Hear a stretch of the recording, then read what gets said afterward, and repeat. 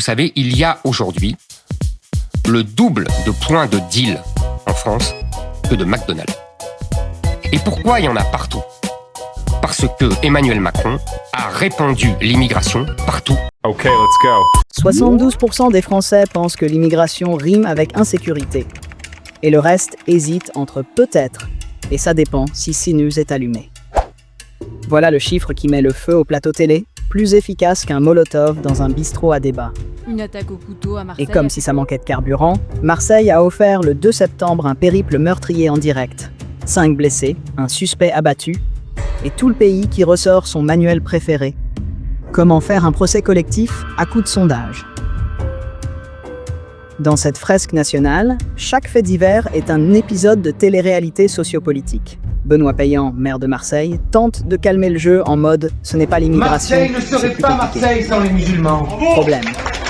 Personne n'entend sa voix couverte par Martine Vassal, qui, déjà prête pour le prime time, scande que la majorité des faits de délinquance viennent des immigrés. Et là, au milieu, Charles Rodwell fait le funambule. Oui, il y a un lien, mais attention, pas tous les étrangers. On dirait un professeur qui essaye d'enseigner la nuance dans une cour de récré surchauffée. Pendant ce temps, le sondage CSA réalisé les 4 et 5 septembre affiche fièrement ses 72%. Les 18-24 ans, plus sceptiques, ne sont que 62% à faire le lien. Mais les 50-64 ans, eux, grimpent à 80%. Probablement entre 2 cafés serrés et un replay d'Éric Zemmour. À croire qu'avec l'âge, on collectionne les peurs, comme d'autres collectionnent les cartes Pokémon. Et pendant que les courbes s'affolent, les sociologues hurlent dans le désert. Les chiffres, c'est plus subtil que ça. Mais qui veut de subtilité quand on a déjà un bon coupable à montrer du doigt? Les stats sur la pauvreté, la ségrégation urbaine, les ghettos sociaux. Trop long à expliquer. Ça ne passe pas avant la météo. Ce n'est pourtant pas la première fois que le pays se lance dans le concours de lancer de chiffres après un drame. Souvenez-vous, Villeurbanne, Nice, Paris, n'importe où. Même le tableur Excel du ministère de l'Intérieur commence à faire un burn-out.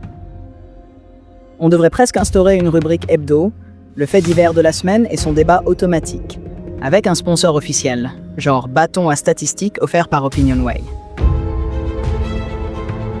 Moralité ? On préfère débattre en boucle sur un raccourci plutôt que de se pencher sur les racines du problème. Services publics sous perfusion, pauvreté endémique, ghetto qui explose.